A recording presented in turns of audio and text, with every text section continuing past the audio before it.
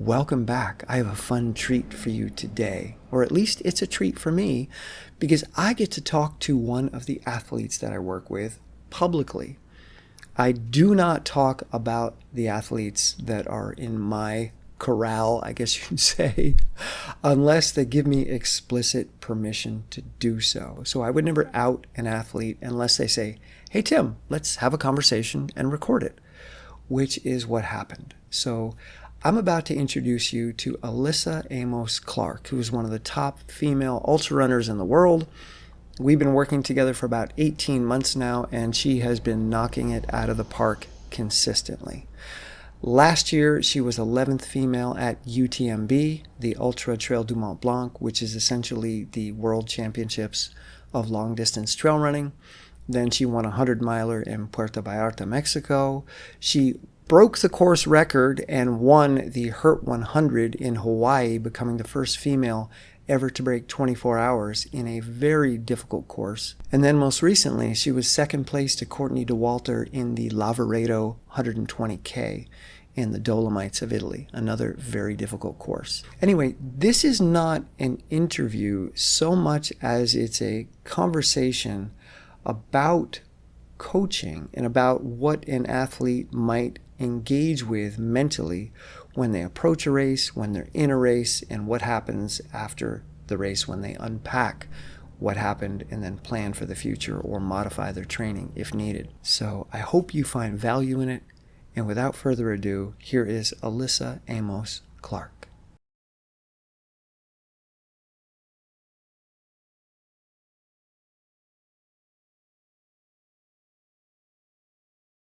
Hey everybody, I've got a really fun conversation today with my friend Alyssa Amos Clark, who is really blowing up the ultra world right now, and she may disagree with that, but this is my appraisal. And Alyssa and I, in a way, have a history, even though it's kind of a strange story how that evolved. So, Alyssa, I'm just going to say hello and tell everybody how we know each other, how and why we are connecting in this space at this moment. Yeah, well, thank you so much for having me on. I greatly appreciate it. And Tim is being too modest that he's also my coach and guru and has truly been instrumental to, I think, where I'm at right now. So very grateful for that piece. But we are both from Bennington, Vermont. I grew up here, and I grew up on the mountain that I bet you know every single inch of, like the back of your hand. Yeah, I'm now on the board, Bennington Area Trail System, so we are putting tons of new trails on your mountain. I'll have to come back. Yeah, I lived on Mount Anthony. We were on Bluestone Road, so love it there. Grew up, running up that mountain all the time. That was actually the site of kind of some of my first real, like, wow, I can't believe I did that moments in, I think, endurance sports. But yeah, both from Bennington, Vermont. Tim's brother-in-law was my English teacher. And what's so funny is that I'd always kind of known of you, of your training, etc. And I moved away from Bennington pretty much right. I mean, I haven't been within a 5-hour plane ride since graduating from Williams. And I struggling with coaching was suggested a coach called John Fitzgerald, who I'm sure we'll get into, and he could just sense I really needed a mental coach. And he said, "Hey, I know this guy Tim," and I still remember him saying, "Tim's kind of the person that I refer athletes to when they're really in a bad place." And I was like, yeah, that's probably me. So said Tim Van Orn. I was like, I know that name. And just very full circle moment of that connecting. Yeah, and John had no idea that you were from Bennington when he suggested we work together. It's just such a fun coincidence. And as I was thinking about this conversation today, it occurred to me that this small town in southern Vermont that really isn't even on the map of Vermont. Most of Vermonters don't consider this Vermont. It's New York or Massachusetts. But so many extraordinary athletes have come from this town. So in addition to you, we have many Olympians. We have Andy Newell. We have Dave Jarecki. Yeah. We have Brian Doxey, who was on the World Cup team. We have Chris Lundy, who's made many U.S. mountain running teams, the Pan Am Games. We had Nicole Levesque, who played in the WNBA. We had Shelly Addison, who was one of the top soccer players in the country, and now she's a top coach. I've done a few things. But it's there's something in the water here. I don't know what it is, but a lot of really extraordinary athletes come from this town.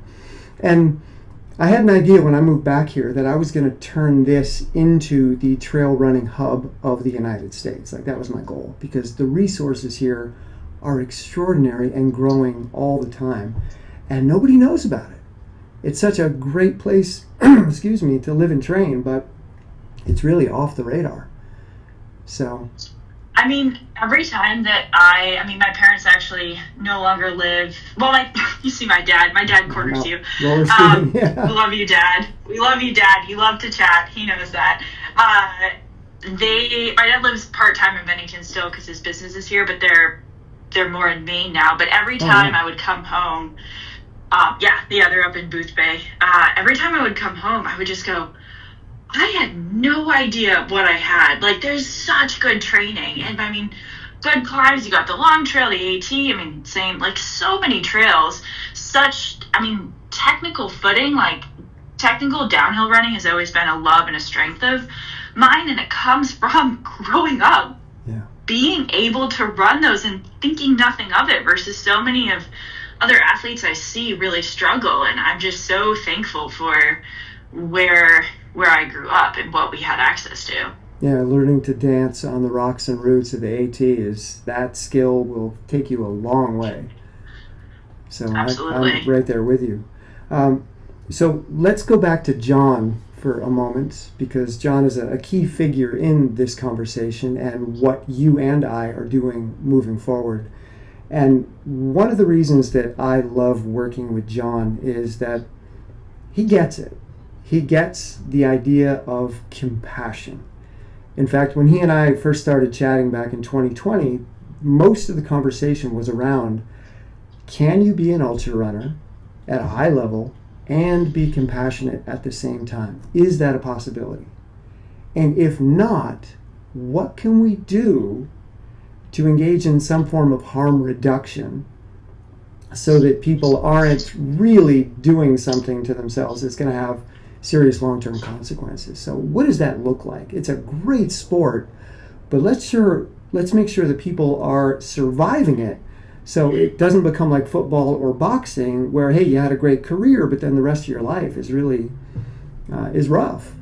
So yeah, how do we get people to start embracing this idea of compassion? What could that look like? And how would it change the sport potentially, and how people go about racing? So that's what you and I have taken on, which I love chatting with you, Alyssa. It's so much fun to have the conversations that we do. It's a real honor.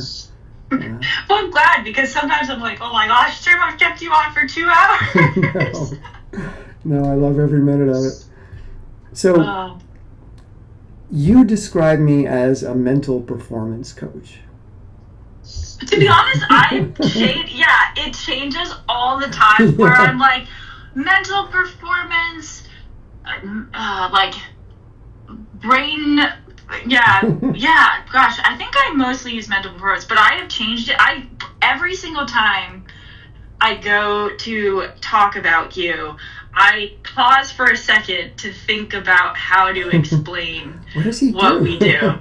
Yeah. So as I was thinking about it prior to the call, a word popped into my head. I'm a seeing eye dog. Essentially, that's what I do. And of course, you know me and my puns and my use of language. So the I in seeing eye is not EYE, it's the letter I. So my job is to help unpack or expand I statements. So I need to win this race or else. Well, let's take a look at the I that has that belief. I'm no good. I can't do this. I don't belong here. I cannot compete with that person. or I am going to win, I'm the best in the world. Let's take a look at who it is inside of that I. Let's map that out. Let's expand it and then step back so that we're not the I. We're the one observing that I. So that's essentially what it is that we do. I'm a seeing eye dog, and hopefully I can get you and others to see what that I actually looks like. So I think it's interesting too that, no, I love that. And I think it ties actually, I'm sure you know Bruce Smith. Yeah. The legend. I mean, was he your coach? He was. He was my coach. He was also, my guidance counselor. And I remember there was one time where he said to me in high school, I still remember this. He said, Alyssa, you know the answer. I'm just your mirror. And I'm just there to reflect the information that you need to know what to do. And that has stuck with me. And I think that's all of the best mentors. You're not giving advice. You're not trying to convince someone of something. You're just reflecting the information that they maybe can't see as well, but to just allow them to see what's actually there. And I feel like you have become a mirror to me in so many ways. Yeah, so I get people that approach me and they say, are you a sports psych? Because that's what I need. And I say, no, I'm not a sports psych, and here's the difference. There's nothing wrong with the sports psych, and maybe you want one, but what I'm doing is not that. Sports psych is going to be interventional. So you have a problem, and they're going to step in and intervene and say, okay, here's how we fix the problem. What I'm doing is saying that you don't have a problem. You just haven't really mapped out the landscape yet. Once you map out that landscape, once you understand the territory that you're moving through, there's no problem. In fact, there never was a problem. It's just that you didn't really know yourself the way that you can know yourself. So yeah, there is a lot of mirroring. It's not me telling you who you should be or what you should do. It's more like, hey, let's take a look at the landscape that is Alyssa and see what we find there, and see if there's a place that you like hanging out in that's more empowering, that's more compassionate, and that yields ridiculous results. So yeah, and I think it's funny because I've talked with other kind of mental performance, nothing in great detail, but I think they've always left me feeling a bit empty, because it was kind of like, we'll slap a label on, you fall under this level 7 number identity, and a 7 in this means X, Y, and Z, and let's practice some visualization and move on. And that may work for a lot of people, but for me, it just always felt, like a Band-Aid. Yeah. Versus, hey, let's actually dig into the whole piece of it, because there's so much more to it than that. And I think one of the parts that I love too is that when I think you try to diagnose, there's a very black and white, we did it or we didn't. And with us, it's like, it's an ongoing journey in a way, but there's no, as we talk about, there's no good or bad outcome. There's just more data and more information. And I think that takes the pressure off so much of thinking that I'm going to graduate, or like, oh, I hit the finish line, I'm all solved now, and I have everything figured out. And so I think that is a huge relief to know that there doesn't have to be you're fixed or healed or any of that. It's just all part of it. Yeah, and there also is not this historical view that I was broken, but now I'm not. Yes. Because you can go back to being broken. Whereas this more expansive look at the landscape of being, it's like, okay, well, that was just a particular perspective or a particular frame. And if I look at the goal that version of me had, it wasn't in my best interest to begin with. So someone could help me achieve a particular goal without really looking at why I have the goal and what that goal does for me. Like, it's not what a goal is, it's what a goal does. And that's not my quote. That's a guy, Steve Chandler, that I used to listen to years ago. But it stayed with me because it's so powerful. The goal is doing something for this aspect of you, this identity, or sheep, as you and I talk about. Why? What is this part of you getting from this goal? And when does it get it? Does it get it the moment you set the goal? Because a lot of people, they set the goal and it feels so good to have set it because now they imagine themselves. I did the 100 in my mind. I signed up. I got the ticket. I'm in. And yes, I am now a 100-mile athlete. But you're not. But you already feel good. And maybe now you don't commit to the training. This is something John and I talk about a lot. How do we get athletes to train? They've committed to the race, but they're not training because the goal made them feel good. They don't need to do the training to feel good. They don't need to do the race to feel good. The goal made them feel good. I envy those people. Yeah. But then there's people like you and I, and I'll put John in this category as well, which is why we all work so well together. The part of us that drives us, it's not happy until the result is achieved. I don't deserve pleasure or happiness or good feelings until I have knocked the biggest ball in the world out of the park. And what you discover is that even if you do knock that ball out of the park, you're still not going to be okay. Because that part of you with that goal, it can't be fixed. No sports psych in the world can fix that part of you. So let's discover more of you so that you don't have to be that part of you.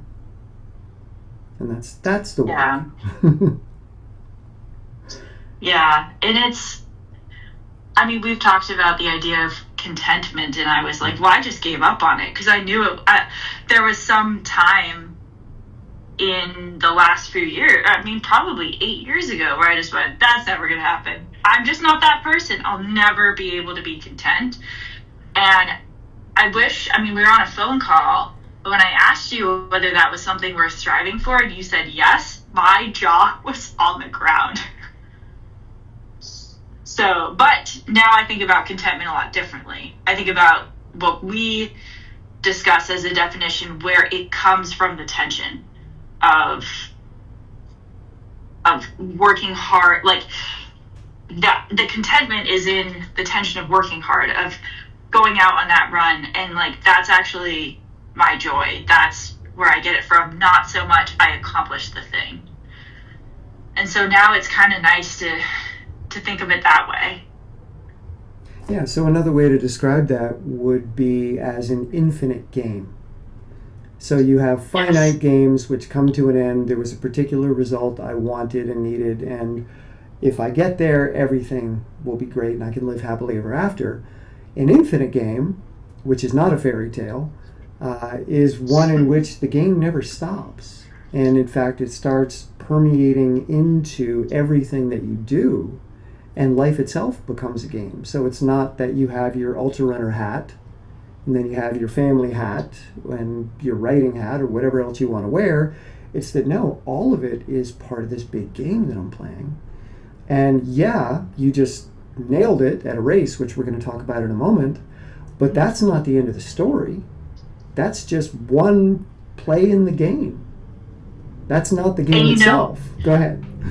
And the relief it feels to say, this is just part of it, this is not the whole story, because there's been I can pinpoint so many times until honestly last year where I went, this race is going to make or break my career. This is going to be the moment where people like start knocking on the door for sponsorships, or people are going to know who I am, or they're going to pay attention to me finally.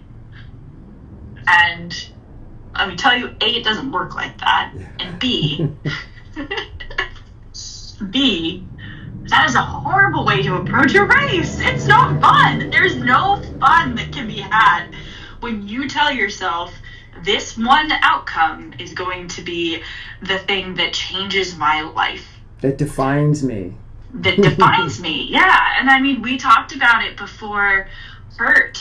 When I had a really bad run the first day because I told myself, Alyssa, there is one outcome to this race. That is it. Everything else is a failure. And then you're like, well, that's a pretty narrow way to look at a race. You don't have a lot of wiggle room for any experience to happen, any joy, any, range of emotions, anything to happen if you just have that one outcome and everything else is a failure.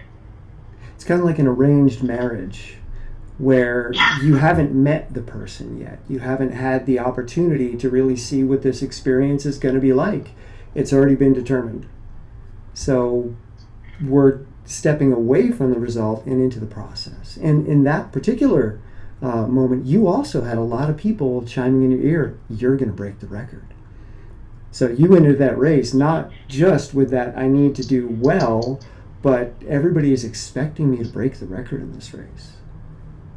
And to step away from that pressure. Yeah. I think luckily we were able to turn it into, look at how much people believe in me. Isn't that powerful and beautiful?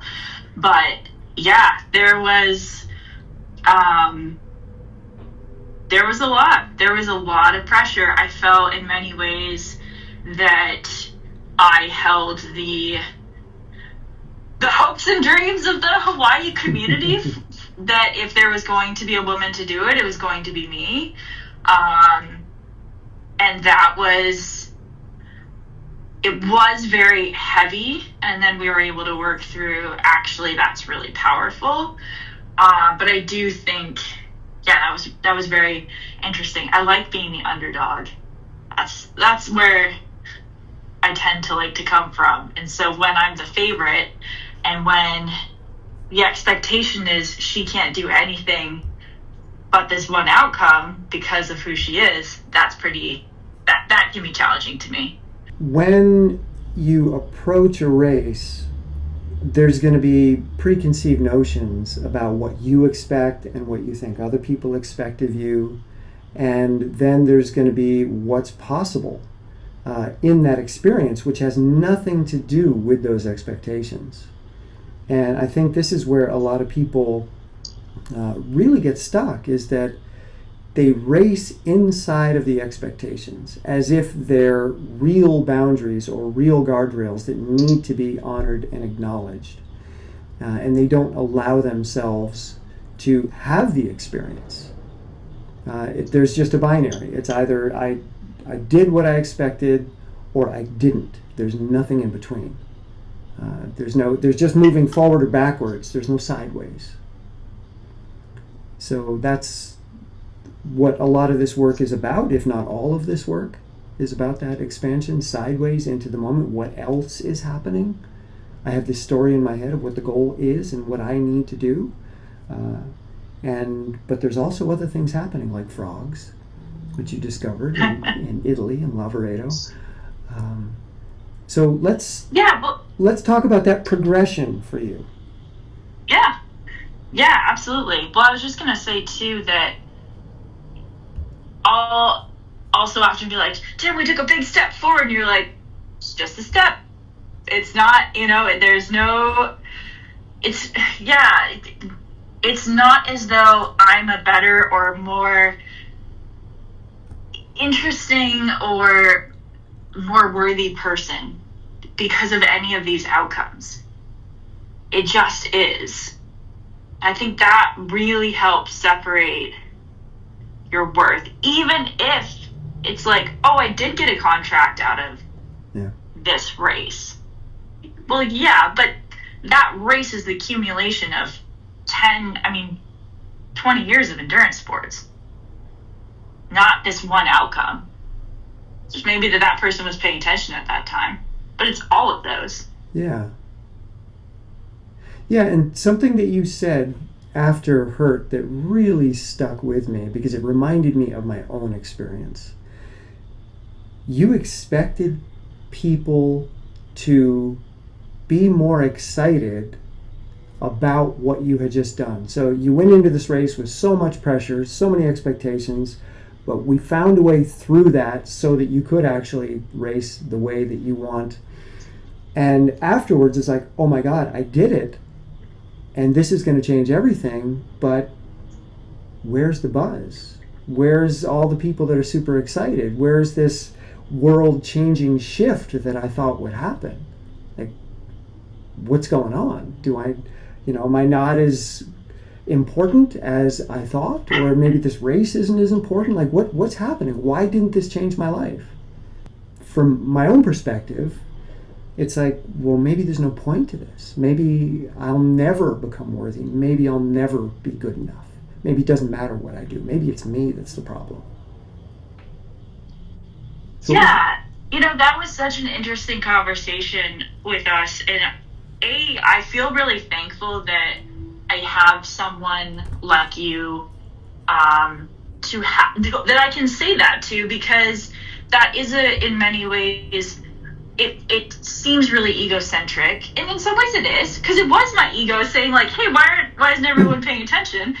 But I think what I realized is that I was getting a lot of attention and a lot of so many people were applauding me, and then I was, had a lot of podcasts, things did happen. It just wasn't at the speed at which I expected. Yeah. And it wasn't with the people that I had been trying to get to pay attention to me. There were like 4 people that are, I don't know exact number, 4 people will say, who didn't acknowledge it. And I went, are you kidding me? This was the time. Why didn't you do anything?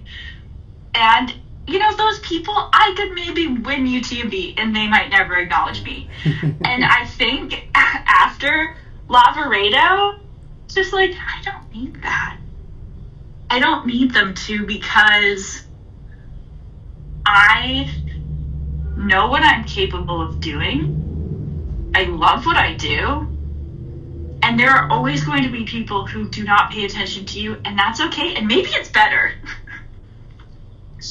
You might not want their attention. Yeah. Well, you mentioned the experience that Courtney had at Lavaredo, and she can't go 5 feet without somebody asking for an autograph. Like, so, okay, you finally get the attention you want, but now look at how it's changed your life. Did you expect that? Do you want that? And I mean, yeah, and I had the smallest taste of it, of what, after I finished the race and a few other times, as people come in and say, can I take a photo with you and all that? And I was like, wow, this is great, but holy cow, this is, I mean, I think it's really hard for me to say like, oh yeah, maybe one day I'll be like to the level of Courtney. I don't know. I'm not Courtney. I will never be Courtney, because we are 2 different humans. But maybe there'll become a time where I walk down streets and a lot of people are asking for photos, etc. And I got a small taste of that after Lavaredo, and I just went, okay, how are you going to handle this? How are you going to figure this out? And so I think that's going to be probably a lot of conversations for us, if it ever happens, of that level of visibility, we'll say. But yeah, it's a big burden. It's a huge burden. And also, it is so easy to get a reputation of maybe one person that you didn't smile big enough, or maybe you were like literally getting to the start line or trying to get to the award ceremony or something that you weren't 100% as nice to, and they're going to say, that Alyssa Clark is a real jerk, or, something like that. And my goal is to always have as good of an interaction with everyone as I possibly can. There's also times where it's like, athletes are humans, and they have moments where they are sad or tired or overwhelmed, and gosh, it is so easy to have that be taken the wrong way. So I try to, when I hear something about an athlete, until I have a personal interaction with them, I really try to withhold judgment of who that person is based upon maybe someone who just doesn't like their success. Yeah. And is looking for reasons to dislike them. And also, I try to put my best foot forward absolutely as much as I can. But yeah, it's a very interesting conversation, because I don't think trail runners ever used to come close to touching that, and now it's a lot more possible. Yeah. Or even to run with cameras around you at every aid station, people running next to you with gimbals, and it's like, okay, I'm on camera right now, and I really don't want to put on a happy face for these cameras, so how do I have my race and yet be in the midst of all this attention happening at the same time? How do I not let it affect me, but also not put out a face that people are going to use against me at some point? Well, or especially your competition in the midst of the race, if they're paying attention. Yeah. So I always say, you'll never see me looking bad in an aid station, because, man, will I not let you know. Yeah, that's smart. And, it's also smart for your crew. It's not just the competition, but there is so much that takes place between you and your crew that's unspoken. They're reading your face. They're reading your body language. You're reading theirs. There's emotional contagion. There's this back and forth non-verbal communication taking place. And sometimes just showing up and exuding a somewhat positive, confident demeanor will help your crew, because often they're just in a panic and they just want to help, and it's very easy for them to misread you and start putting things in your ear when you really just need them to be positively supportive. I say I will fall apart 2 miles out of the aid station coming. I'll say you have 2 miles to get it together, and you will be great when you go into that aid station, or you can have your moment afterwards. But gosh, if people collapse into aid stations, and to me, they're bonuses. They do not have to be there. You should be able to run your own race. And then B, they are places to go in with strength, because you go in with strength, you come out with even more. If you collapse into them, then you are going to bleed time, and B, you are giving every single competitor's crew that is watching you fuel for fire, we'll say. Yeah, and you're also starting the narratives in your own head, because you've pushed yourself to a point where you now want to collapse. You're allowing yourself to collapse, and that's going to switch you into a very different mental frame, and it's going to be hard to come back from that. So it's not in your best interest personally either. So I want to jump back just a sec to this idea of expectations. There's expectations of what I need to do in the event. Then there's the expectations of what the event is going to do for me if it does come to pass. And I think a lot of what you and I do is learning how to manage expectations, or learning how to recognize that they exist, but not taking them seriously. They're suggestions. Okay, and what else is there in addition to these suggestions, in addition to this template, so that if it doesn't go to expectations, I don't fall apart, because I'm not standing on a tightrope. I'm actually standing on flat ground, and I can go side to side as well and pick up other opportunities along the way if I need to deviate. But expectations, if you need them to come to pass, you are on a tightrope. And it's exhausting. It is. And I think one of the biggest issues that people, especially in ultras, do is the expectation is, there's no way I could feel bad at mile 10 of 100. There's no way I could feel bad at mile 6 of a 200. And guess what? That's 100% possible. Yeah. And it's very possible for you to feel great at mile 80. But people have this idea that ultras basically start here. They're a linear decline. And that's just the way it is. And that's not true. And so we get very caught in the expectation of, if I feel this bad at mile 10, how am I even going to make it to mile 80? So I think one of the pieces, that we've worked on is yeah, just don't get attached to it. It is what it is. Focus on what you can do to fix it.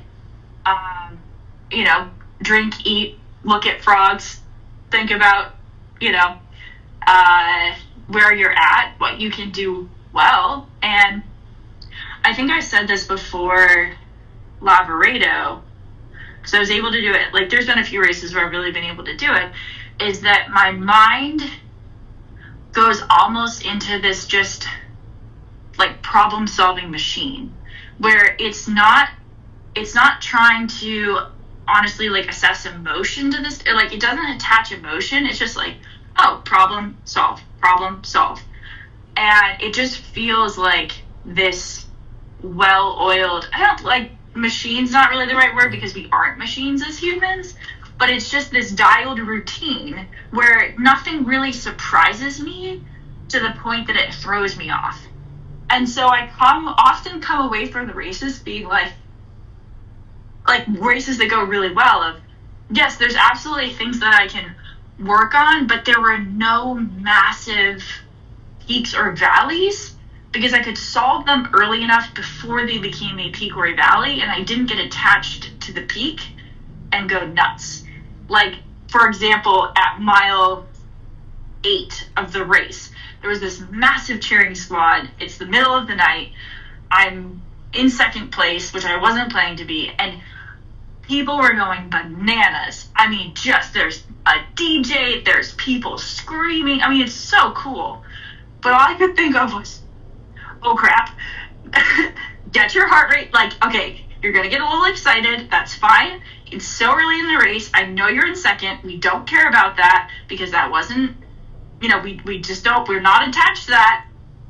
And your heart rate's going to spike, and your job is to get it down when you get out of there. And you might feel a little bit of a crash right afterwards because you just got an endorphin rush. It's okay. Don't get attached to it. And that was just a really, like, I feel as though before I'd probably been like, oh my God, I'm in second place. Oh my God, this is so amazing. I'm, you know, going to get so excited about this, and then would have absolutely died on the climb that was coming up. But yeah, it was really just this like, okay, I can acknowledge this is really fun and cool, but I am going to remain composed and also in my head be able to adapt of like, you can't help you're getting this endorphin rush. Who wouldn't? But also, what are we going to do about it on the other side? Yeah. So you were practically present.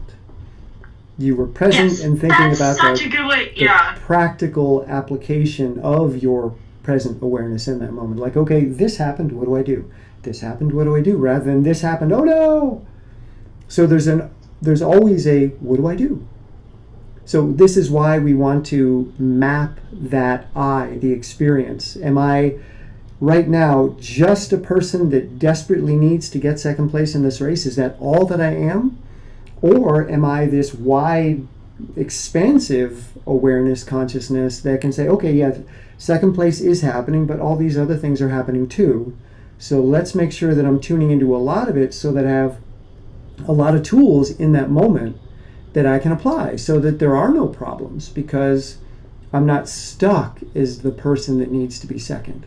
And by the way, I don't think we mentioned yet, but you got second at Lavaredo to Courtney DeWalter, and you were maybe only 40 minutes back? 29. 29! And several hours ahead of third place, I think? Mm-hmm. Yeah, a couple hours. Yeah, so not only did you achieve second place early in the race, but you held it and were not far behind Courtney, which is an extraordinary result. So I want to go back to a conversation that we had prior to the race where we were talking about the start, because this is something that has historically been, I don't want to say a problem or a challenge, but a good data point to look at. Yes. Which is that you tend to go at the start, and maybe that wasn't what we wanted to do here. So we had worked on some tools to try to get you to take the start of the race like a game and just play with it. And I think you even said, I'm going to see if I can just put myself in 8th or 9th place, I think is... So describe that process for you and how it went from 8th or 9th to being second. Yeah, well, starts have traditionally, I get my heart rate incredibly high, and then I can barely, I think about dropping on the first climb because I'm so spent. So first off, I do warm up because even if the warm up ends up being 30 minutes before I actually start, it calms me down. It gets my body ready because European races generally start with a sprint. Like everyone sprints out as if they're at a 10K. It's just the style. US, they're like, oh, we're starting? Whoa, mosey on out. It's very different style. And so, a lot of the best races are not best, very competitive races happen in Europe. So you do have to kind of pay attention. So warm up, and it also centers me emotionally in a way. And then I just at the start was like, it doesn't matter. It does not matter the outcome. You're just going to run your own race. We're going to really start at the marathon when you see your crew the first time. Just relax. Don't worry about it. Don't stress. Just run. Like you're not racing. You're just out running. And so when the start went off, and of course it's like, there's over 1,000 people in the race. You're in the town center. 5-6 people deep on the start. They're calling everyone's name out. I'm in the second corral. There's like the elite. So of course you see Courtney and Martina coming in, and then there's me. And I can touch them. It's close, but there's still like the hierarchy of the start. We can talk about how that felt in a moment, but go ahead. Yes. Yeah, we talked about how much I was, not happy about my numbers. But anyway, and they're booming music. And I was like, you know what? I'm going to practice. I'm going to box breathe, and I'm going to try to keep my heart rate below 130. That's all I'm going to do. And then someone fell at the start, so I'm going to try not to fall. Yeah, it was just a stampede of people. So it went off, and then, I think what's kind of fun about the dark, because it was an 11 p.m. start, except I can always tell it's a woman and not a man. Like, I can hear the difference in breathing, and I can always tell it's a woman. We went up this long climb, and I was like, well, what did I train to do up this climb? I trained to run. I've got really fast shoes on that are really bouncy. I'm just going to bounce up this hill. So just bounce. And all I was just playing a game. And I went, you know what? I'm not trying to chase these women. I'm not trying to do anything. I think I was maybe like anywhere from 4th to 6th or 7th up that first climb. Then we hit the top. I was like, I feel really good. I kind of want to move on this. I'm trying to have a fast time. I'm shooting for, it's 75 miles, so it's shorter than I'm used to. Like, I can't just sit. Like, I feel really good. Okay, I'm going to take off on this downhill a little bit. And I also love downhills. And I know the next downhill is a single track. It's like kind of flat, and then it goes into a single track kind of technical downhill. I was like, I know I'm probably one of the stronger technical downhill runners. I don't want to get stuck behind people. It's like, okay, I'll take off, past a few women, but I wasn't attached to that. There was no ego boost. Wow, I passed a woman. It was just like, oh, this person, I think I can go a little bit faster. I'm just going to run my race. And so that was really how the first marathon went. And one of the women, she was a strong climber. She caught back up with me on the second climb. And I just went, oh, she thinks we're racing right now. I'm not racing her. I'm just running. And John and I worked so much, we've talked about running up hills. Like, I trained to run up hills. I'm not trying to race her. I'm just doing what I trained to do. And eventually she did end up falling back from me, just by me doing what I'd done in all of my training runs. And so I think that confidence to be like, well, I'm not racing. I'm just out here doing what I'm capable of doing. And that really carried me through the race. It was definitely exciting to hear where Courtney was and be like, wow, okay, that's a gap that I'm just gonna keep doing my best. And so I was asking myself throughout the race, is this the best you can do? And if the answer was yes, it's like, great, I'll keep plugging away at this speed. If it was no, it's like, okay, I'm gonna go a little harder. Like, I'm gonna run this. I'm gonna hike this faster. I'm gonna drink something, eat something. And so it had nothing to do with Courtney, with the girls behind me. It just was, is this what Alyssa Clark is capable of doing? And just putting that foot forward as much as I could throughout the race. Yeah, so that goes back to the conversation about, is this a game or is this something that I have to do that's very serious with a lot of pressure? Because the moment you step out of the identity that needs to have this particular outcome, you get to play. And what we had talked about was, okay, let's see what 8th or 9th place feels like at the start, because you never do that. But when you're outside of that pressure, then you get to play the game, and in the game, 2nd place might feel easy. And you get to see what you're actually physically capable of. And this is something that most people never get to see, because they let their identity narrative dictate what their body can do. So their history dictates what they're capable of, rather than exploring and discovering, I don't know. I've put in all this training, and I'm here today to find out what I can do with it. I don't know. It has nothing to do with my past. So the moment you turn it into a game, it becomes, well, it feels good. Let's just start playing. Let's start bouncing and see what's possible. And wow, 2nd place is possible while I'm playing. That's a confidence booster. If I can play and be in this position, whoa, it's on.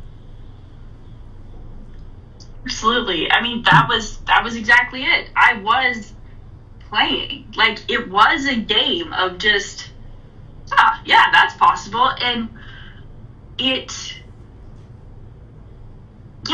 truly didn't have a whole lot to do with the placement at all. It was just like, this is what I'm capable of doing. This is really fun. This is where my fitness is. I mean, that's something we also talk about too, is basically getting yourself out of your way to show your training, to actually do the thing that you've trained really hard to do. And I think that is what also came up, was just, yeah, we trained really well for this. We trained really hard. And all those times of hill repeats or getting out there, and it was there. It just was. The fitness was there, and I was able to get the brain out of the way to allow the fitness to do its job. So I was thinking about this, and again, you know me, I'm going to come up with a metaphor to describe it. So most people don't get to experience that type of play if they're really trying to get top level results. It's something that seems alien to them. So I've created this distinction to make that possible. So we have 2 characters, the historian and the accountant. And what most people do, they race as the historian. And this version of us says who we've been, what we're capable of, but it has no idea what we have done recently because it's old. The historian keeps going back and looking at the archives and saying, well, you've never been good at math, or you've never been good at hills, or you've never been good at this, or you never get that, or you always this. And it keeps digging up this old identity stuff and then projecting it onto the experience that is either in front of you or that you're presently having. So what you and I were working on is what I'm now going to call the accountant, the one that's been keeping the books, and says, okay, yeah, I hear all that historical stuff, but I'm looking at the books, and wow, look at all these deposits. You have built this extraordinary bank account. Like, you have put in so much work, and I'm present to that. And I am really excited to see what you can do if you invest this training in this race. and step out of the historian. So a lot of what you and I talked about was getting present to the accounting of your training. Like, Alyssa, you've got a story about this is going to happen or you can't do this, but look at what you've done. Let's get present to it. Let's be the accountant. And when you're in the race, let's really stand on the top of that training rather than standing on the historian, which is going to tell you, yeah, you don't belong here. You're going to blow up. Don't worry, it's coming. Yeah, well, it's interesting because when John, I love that John asked this question. He always says, well, what do you want to work on? What's coming up that you feel like, hey, that's a weakness of mine? Or not a weakness, but something we need to work on. And when I first came to him, I said, I'm really bad at uphills. I'm so slow. I'm strong at downhills, grew up being strong. So the historian has told me I'm really good at downhills. Yeah. But I suck at climbing. I always get burned on climbing. Every race that starts at a big climb, I can't breathe. I am terrible. And that's the whole part of the start that we were talking about. And so we worked on it. We worked on a lot. And in UTMB last year, I was going up probably one of the hardest climbs of the race. And it's the second to last climb. And John was out in the course. And so he saw me physically, not the narrative I tell myself. Yeah. And after the race, he goes, Alyssa, you were climbing the best of anyone out there. You were climbing so well. You were moving so well. And that comment has changed the way, I think about myself. It's changed the historian.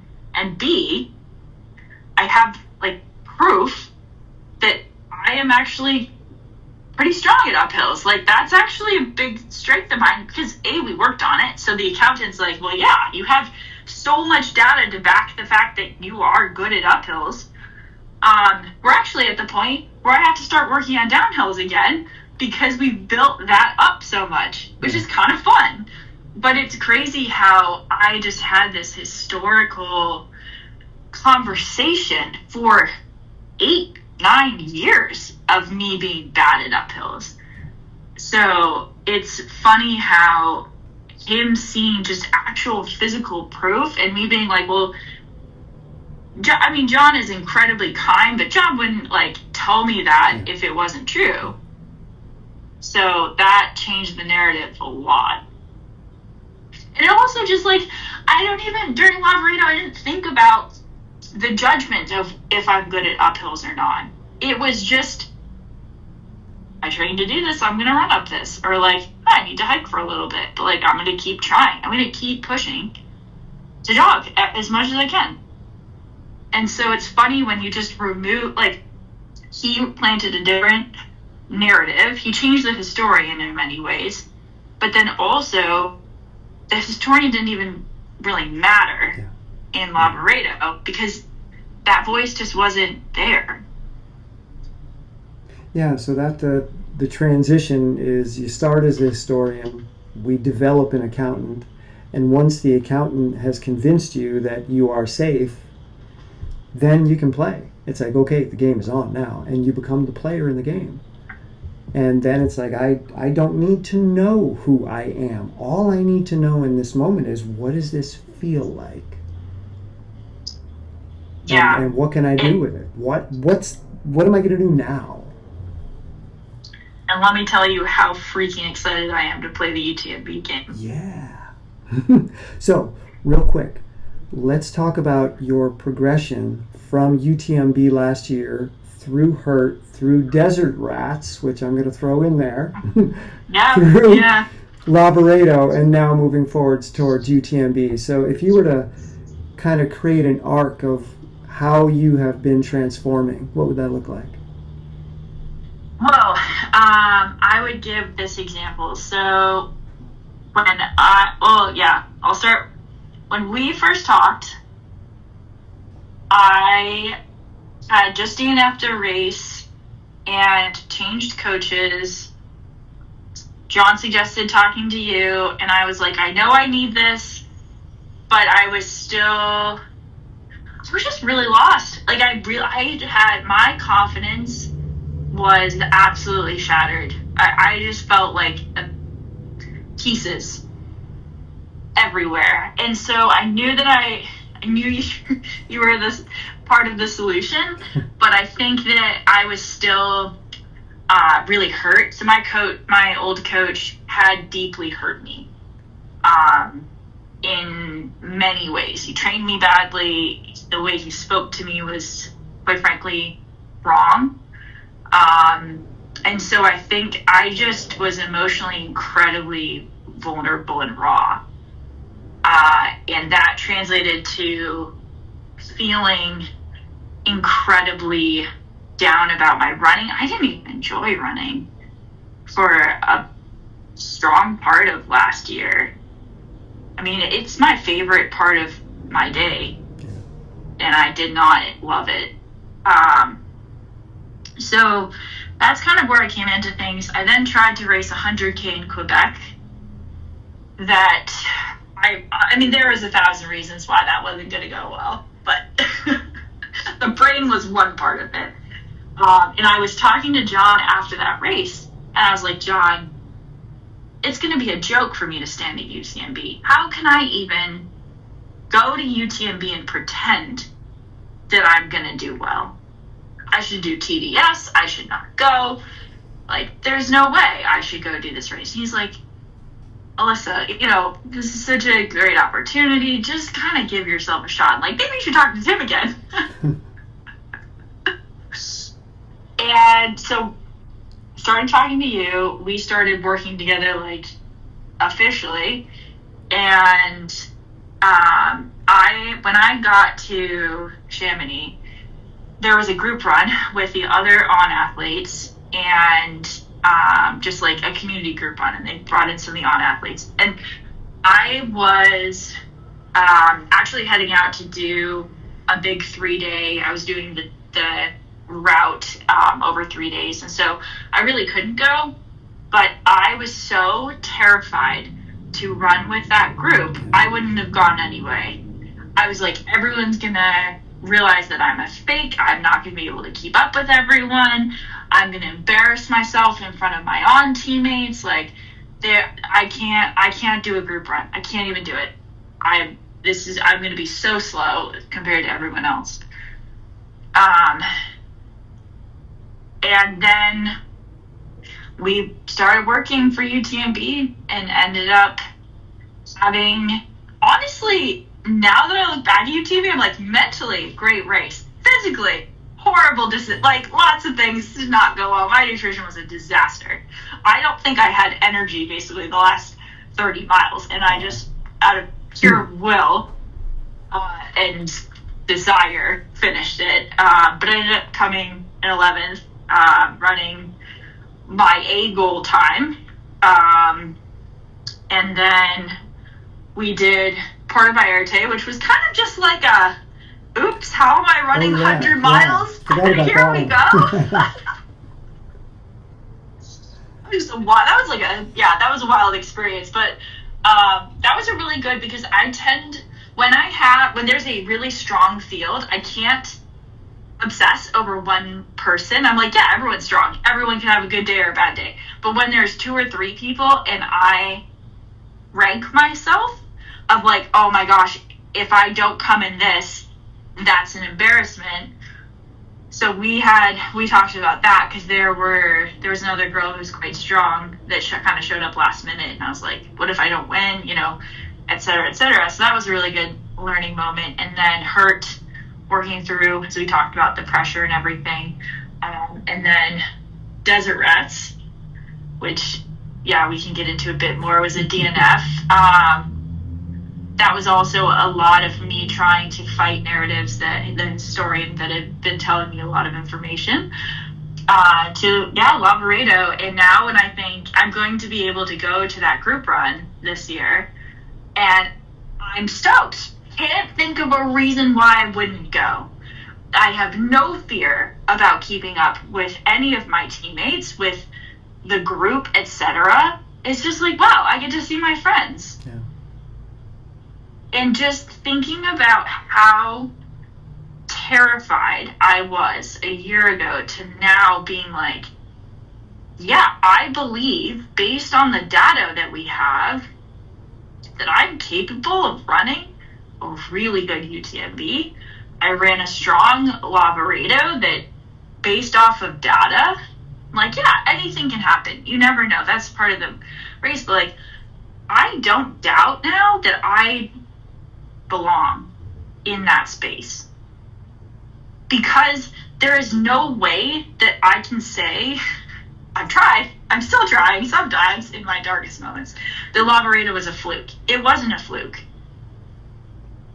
The historian also, wants to tell you that it was. The accountant knows that it wasn't. Exactly. And I also know that that is not the best I'm capable of. There is more there. So, yeah, you are worth your weight in gold. We'll say that. You, John, and Meredith. Well, it's a team effort, and it requires that you're willing to listen and be open and try it. You know, a lot of people come to me and they tell me what their goal is and what they're up to, and I will be frank and say, I can't help you with that goal. I don't think it's in your best interest. But here's what I will help you with. And for a lot of people, it's the race that's on their calendar is not the race for them. It's a mistake to go for that race. But I'll help you for this next race, you know, but we got to let that one go. And they're like, nope, sorry, I'm going to find somebody that will help me do that race. And it's like, okay, good luck, but it's not in your best interest. So I'm very excited that you've been willing to work the way that well, let's just put it this way. My goal is your long-term well-being. My goal is not that you do well at one particular race. My goal is let's look after you as a human being and make sure that the steps that we're taking and the path forward is an expansive Alyssa and not, you know, hey, I got first or second in this race and now what? At what cost? Yeah, I'm already planning next year, so don't worry. That's when I lie awake when I jet lag. I was like, oh, okay, I'm just gonna like put all the pieces together what next year's gonna look like. But it's so funny because every single time we have kind of been on a call before a race and I'm already planning the next race, it's like, wow, this race is gonna go really well. Like, I can tell because I'm not stressed about the outcome. It's like we've done everything. Yeah, that's the infinite game. That there's always a next year. You know, like I've retired from running so many times, Alyssa. Now I'm 57 and I'm just out of curiosity playing the game. How fast can I run a mile at 57? So I'm entering all these mile races without run training. Like no running, but race a mile. And there's always another year. There's always more of the game. There's always more ways to play. It never ends. It's never just one result. It's how rich was my life throughout the training process. So yes, there's an accountant, but then there's also a part of you that's like, well, did I enjoy it? Yes, I put in the miles, I put in the training, I did the hill repeats, but did I enjoy it? Was it worth it? I got second place in this race. Was I enjoying the steps that led to that? Yes or no? Because the result will be fleeting. You'll forget about it, you know. But the experience will last. So that's the goal here. And Alyssa, I know you've got to jump off and get ready for another call.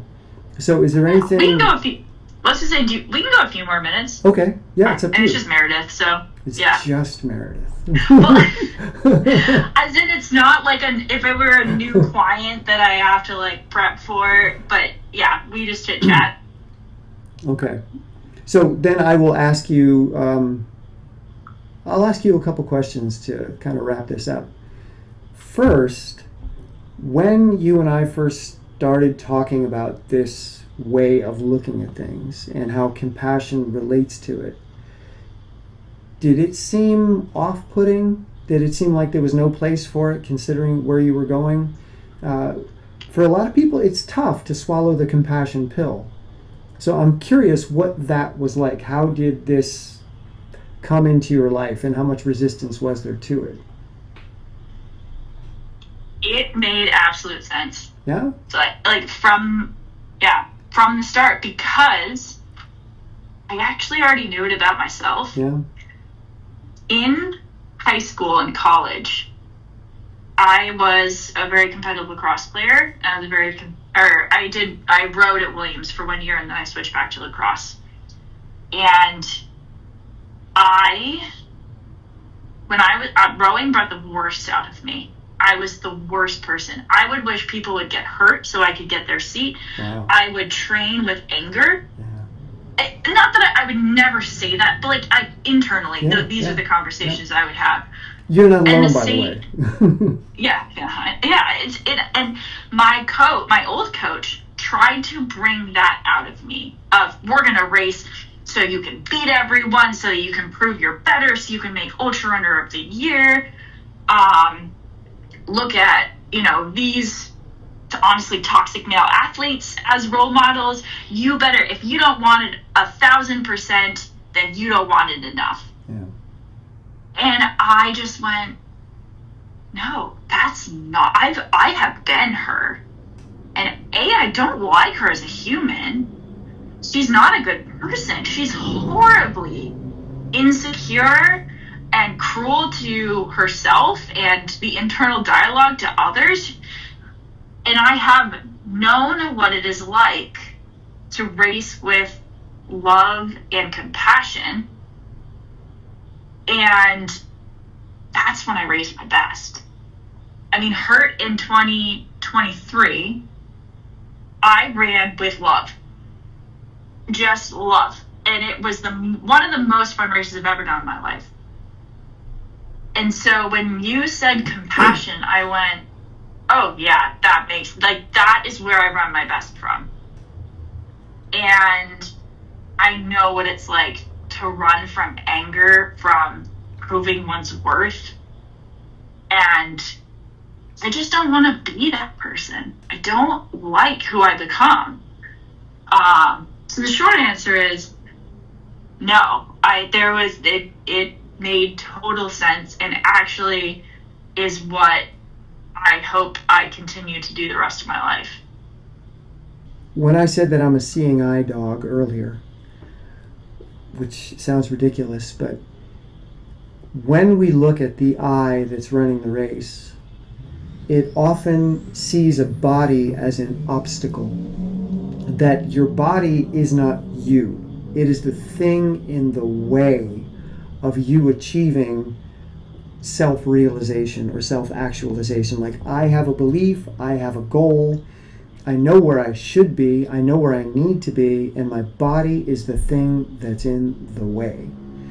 And therefore, I will do whatever it takes to that body, not me, but that body, in order to get there. I will run through stress fractures, as we have heard people say. I will run through eating disorders, whatever it takes. All of it. I will throw my well-being under the bus time and again if it allows me to achieve a particular result. And that doesn't end well, nor does it feel good in the process. So you don't get the result, and you hate the journey. So why?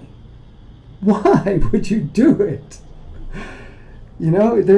Compassion is essentially the recognition that you are a team.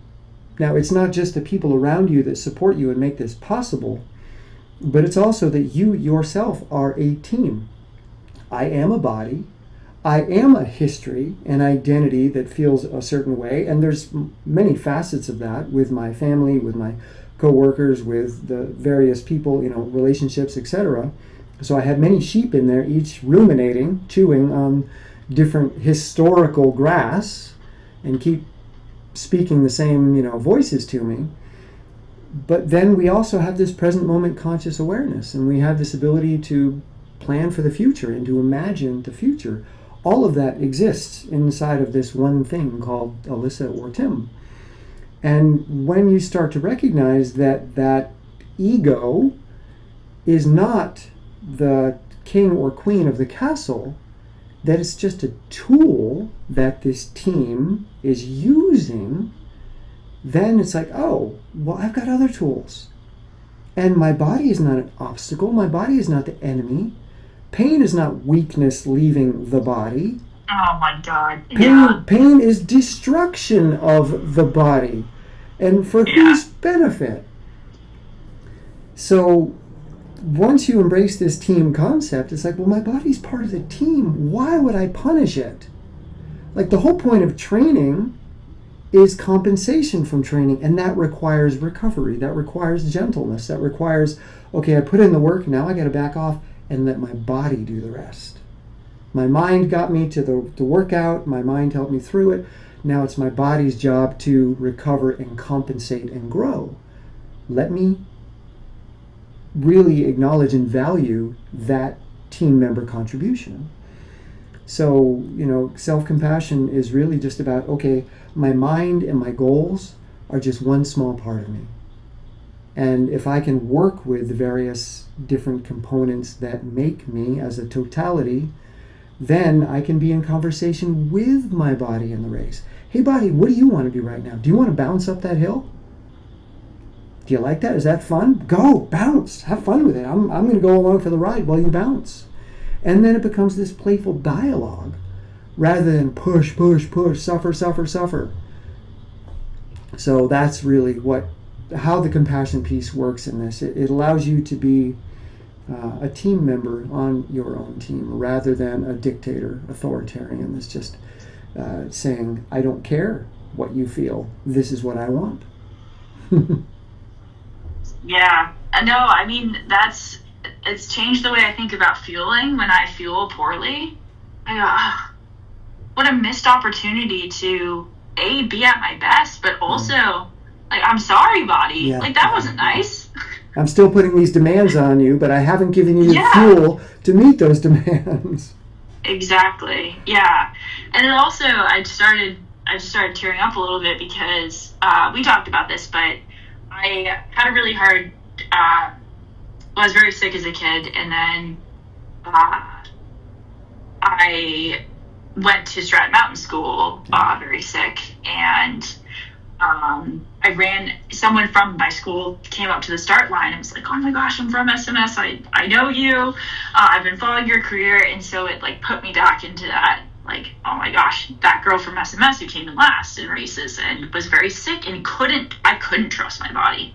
Actually, that body betrayal was one of the hardest things, because my mind was like, well, I'm still the one who wins.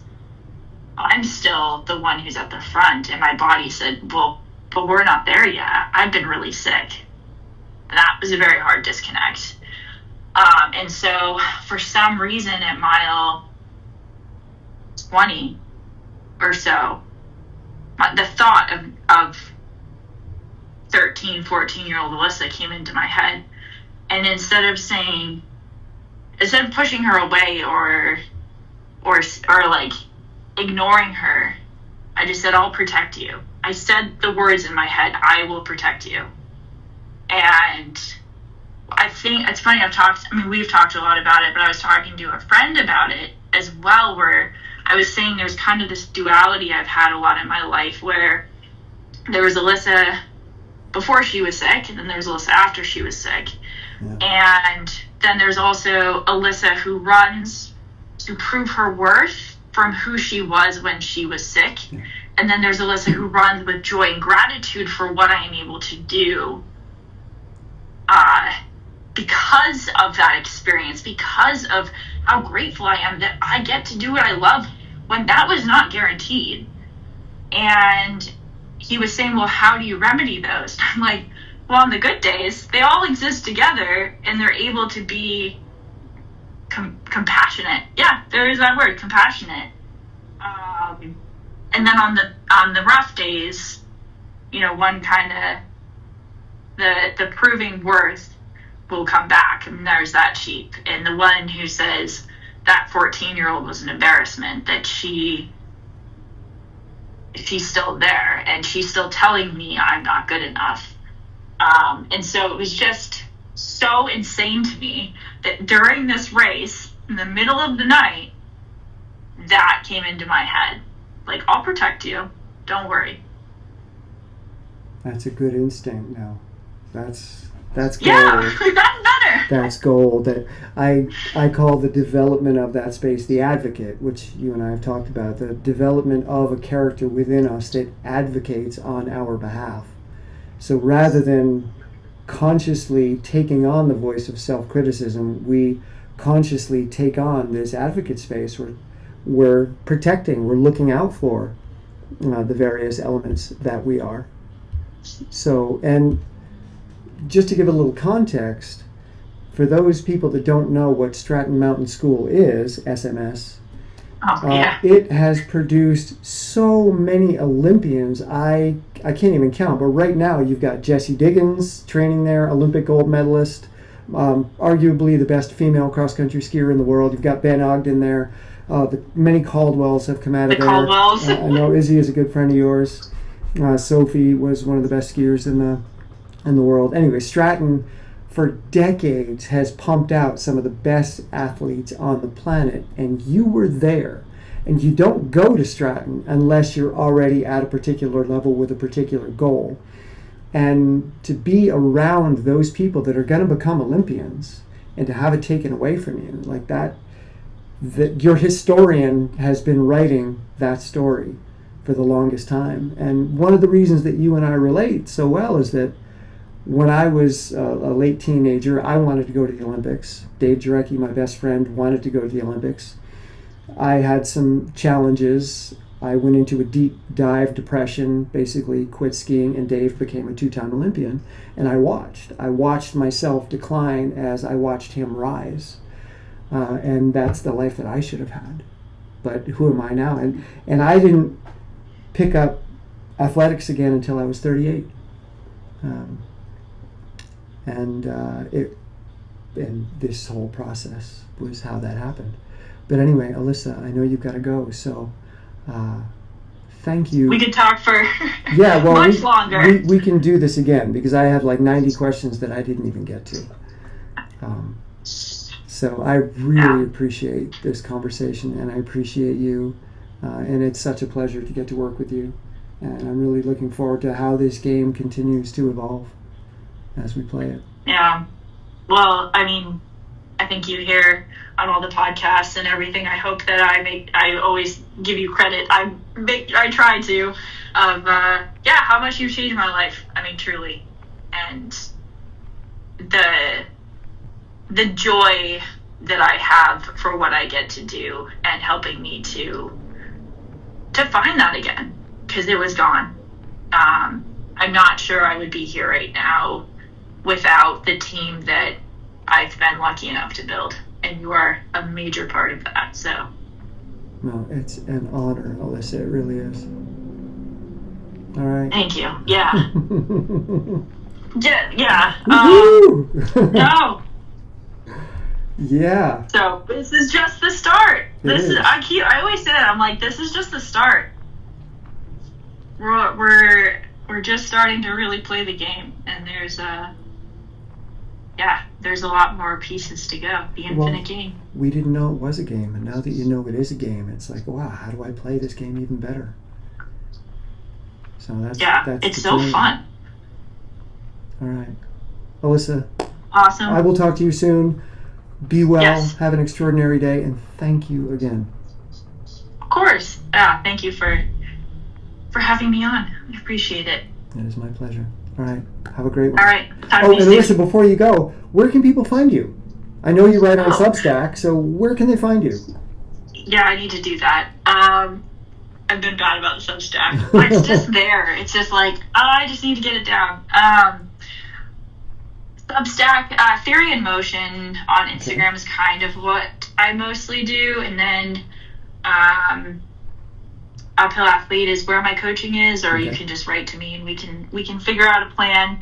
But yeah, mostly I try to be good about responding to messages as much as I can on Instagram. So yeah, Theory in Motion, and then the Substack is linked there.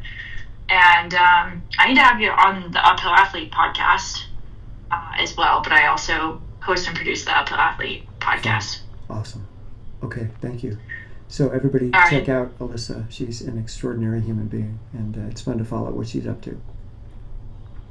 Thanks, Tim. All right, Alyssa, have a great one. All right. You too. All right. Bye-bye. Bye.